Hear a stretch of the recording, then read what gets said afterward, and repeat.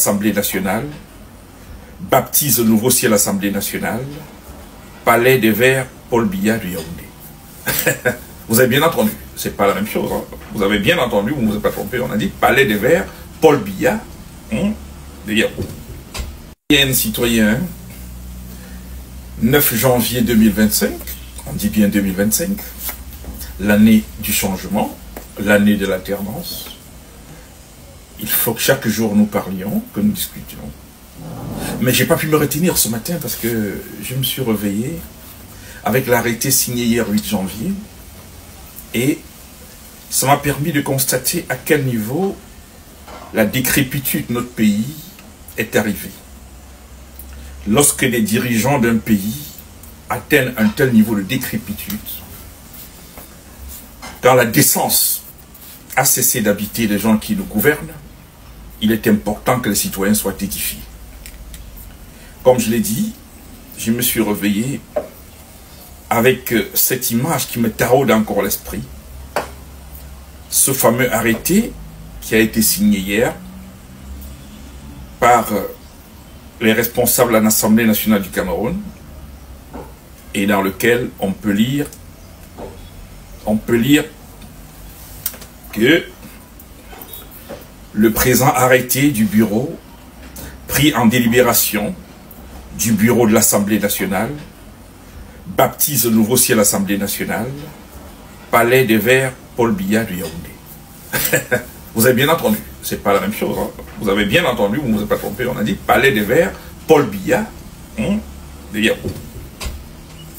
Palais des Verts, Paul Biya, il s'agit là quand même de l'Assemblée nationale du Cameroun, c'est-à-dire la maison du peuple. La maison dans laquelle on doit pouvoir construire notre architecture juridique. On doit produire les textes de loi. C'est le palais dans lequel le peuple souverain, parce que M. Biya n'a jamais été le peuple souverain. Il a été toujours celui à qui le souverain, l'unique souverain, a délégué pour quelque temps un pouvoir. D'où vient-il qu'à un moment donné, on puisse imaginer en République que le palais de l'Assemblée nationale, le lieu de construction des lois de la République, devrait porter le nom d'un individu qui est de passage, c'est-à-dire un locataire du pouvoir exécutif. D'où vient-il qu'on puisse seulement imaginer, dans un État où la séparation de pouvoir devrait pouvoir consacrer des éléments de démocratie, parce que la démocratie, c'est 3 piliers, comme on le sait très bien, et le deuxième pilier, c'est la séparation de pouvoir. Quand je dis séparation de pouvoir, ça veut dire que le pouvoir exécutif incarné par le président doit être totalement différent et séparé du pouvoir législatif que constitue l'Assemblée nationale et le Sénat, parce qu'on est dans un régime bicaméral, un parlement bicaméral avec 2 chambres. Et que ce pouvoir législatif lui-même doit être séparé du pouvoir judiciaire. Malheureusement, nos amis à Yaoundé n'ont pas compris que même la symbolique devrait être préservée pour au moins montrer que ce qui est en réalité une démocrature est au moins peut être appelé démocratie.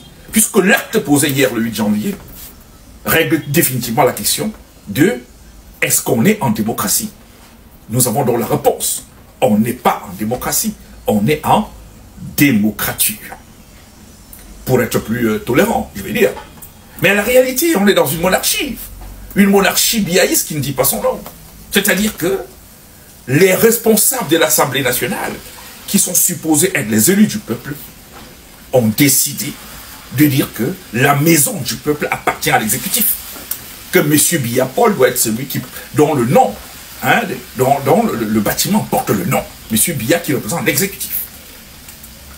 Je vais rappeler ici que peut-être par mimétisme, certains ont pu croire que, peut-être comme on a le palais Bourbon à Paris, qui est le siège de l'Assemblée nationale, peut-être que, bon, ben voilà, on peut aussi dire palais Paul Biya, palais des Verts Paul Biya. Mais notons que là encore, c'est un déficit de connaissance historique de la part de ceux qui ont même seulement imaginé que cela pourrait être possible.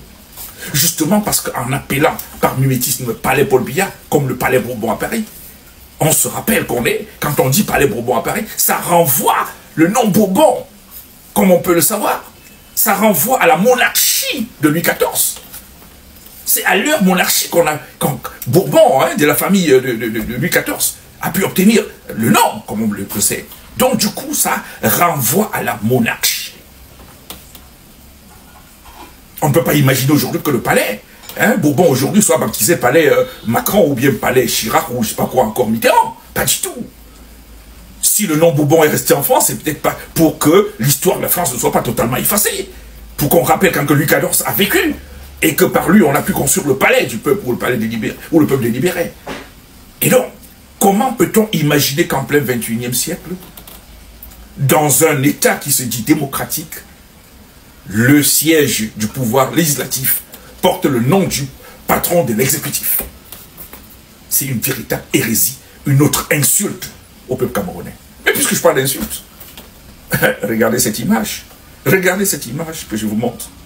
Lorsque je suis passé par là, il y a quelques semaines, avec ma très brillante fille, c'est elle qui a attiré mon attention. Une, elle m'a dit, mais papa, est-ce que c'est pas c'est la maison des Chinois? Parce que justement, ce qu'on appelle palais, c'est le nouveau siège de l'Assemblée nationale, a un écriteau à son entrée sur lequel elle peut se lire don de la République de Chine pour une amitié partagée. Ça veut dire que ceux qui nous dirigent n'ont pas compris la symbolique de l'entrée de notre Assemblée nationale. C'est-à-dire qu'on rappelle à l'ensemble de la communauté internationale que le Cameroun n'aurait jamais pu se doter d'un siège de l'Assemblée nationale si la Chine n'avait pas donné son argent. Comment peut-on dans ce palais-là délibérer contre la Chine?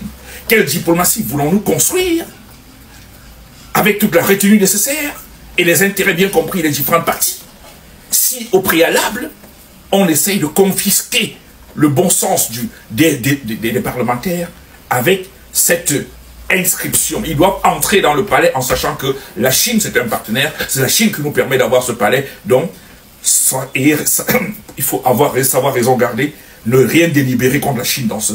C'est la symbolique. D'où vient-il qu'on n'a pas pu comprendre que si la Chine veut nous aider, ils auraient pu nous donner des milliards, mais jamais qu'on ait cet écriteau devant l'Assemblée nationale? Pour un pays qui a 7 000 milliards de budget, d'où vient-il qu'on n'a pas pu trouver une ligne de 100 milliards pour construire un palais qui est l'émanation de nos impôts? Et que dans le cas de la coopération avec la Chine ou de tous les autres pays, qu'ils nous donnent des dons pour faire autre chose, surtout pas pour construire le lieu de délibération. Parce que du coup, notre diplomatie est plombée. Il faut savoir raison garder. On ne peut pas délibérer contre la Chine dans un parlement qui est un bâtiment qui est construit par eux. Certains me retorqueront qu'à Addis Abeba, même le siège de l'Union africaine est construit par la Chine. Mais là, c'est Addis Abeba. Ce n'est pas un lieu de délibération d'un peuple souverain. L'Union africaine n'est pas un peuple souverain. C'est un ensemble que d'ailleurs il faut revoir. Mais dans mon pays, il n'est pas possible qu'on admette un tel écriteau devant un lieu de souveraineté, surtout par l'Assemblée nationale. Je demande à tous ceux qui ont mis ça d'aller vite enlever. En tout état de cause, s'ils ont encore quelques mois au pouvoir. S'ils ne le font pas, nous on le fera. Mais de grâce, enlevez-nous cette histoire de palais de vers Paul Biya. Attendez au moins qu'il décède. Pour que si par extraordinaire, ce qui n'arrivera pas, vous êtes encore au pouvoir, vous pouvez venir rebaptiser, puisque de toute façon, après la révolution qui aura lieu, ce nom va changer. Il n'est pas question que le lieu de délibération des lois du Cameroun porte le nom d'un président de l'exécutif. Ensemble, libérons le Cameroun. Bonjour tout le monde, bonjour, bienvenue à cette chaîne. Si tu es nouveau à la chaîne, abonne-toi, active la cloche de notification pour ne rien rater. Parce que ici, tu trouveras des informations en continu sur l'actualité. Alors, le docteur Hilaire nous dit comment ce n'est vraiment pas une bonne idée d'accepter que un bâtiment de l'Assemblée générale porte le nom de Paul Biya. Parce qu'il est toujours vivant. Il est toujours de ce monde. Et porter son nom, ça veut dire qu'on dédie tout le Cameroun entier en son nom. Donc c'est lui, le peuple, il est l'unique peuple souverain ici au Cameroun. Et ce n'est vraiment pas de ça qu'il s'agit. Également avec le Parlement, où il est écrit à l'entrée du palais qu'un don de la Chine. Un don de la Chine pour une amitié partagée, un truc comme ça là. Et il dit également que ce n'est pas la bonne chose à faire parce que écrire ça, ça veut dire que en quelque sorte, ça appartient aux Chinois. Donc après tout, il peut venir demain ou après-demain dire que bon voilà, on a donné un don ici là et on veut reprendre ce que nous on vous avait donné parce que on doit même avoir trop à la Chine. On les doit peut-être des milliards. à la Chine et tout. Or, le Cameroun a un budget très élevé pour se construire ou pour s'offrir un parlement. Avec les ingénieurs ici au Cameroun, on peut construire un parlement. Les impôts qu'on nous déclarons, les gens qui ne travaillent même pas, ils sont en train de déclarer que bon voilà, je ne travaille rien, pour déclarer que tu n'as rien, tu payes 5 000 pour déclarer et tout et tout. Voilà l'argent des impôts et tout et tout. Chaque jour que les autorités récupèrent l'argent des impôts chez les citoyens camerounais, ils pouvaient bien utiliser ça pour construire un parlement. Que de rester. Ce n'est même pas comme si c'est un bâtiment ou un hôtel que les Chinois sont venus construire, que à la fin de la construction, ils vont mettre peut-être don de la Chine. Cet hôtel a été donné comme cadeau, ou je ne sais pas trop. Un parlement où les parlementaires partent s'asseoir et prennent des décisions qui concernent la loi, où on passe s'asseoir, on écrit les textes, les lois de ce pays et tout et tout. On vous fait ça, on vous donne ça en don. Ça veut dire que nous sommes à un niveau où même s'offrir un parlement, c'est difficile. Jusqu'à c'est la Chine qui vient nous donner. On construit l'Assemblée générale. L'Assemblée générale, c'est le nom de Paul Biya qui est là-bas.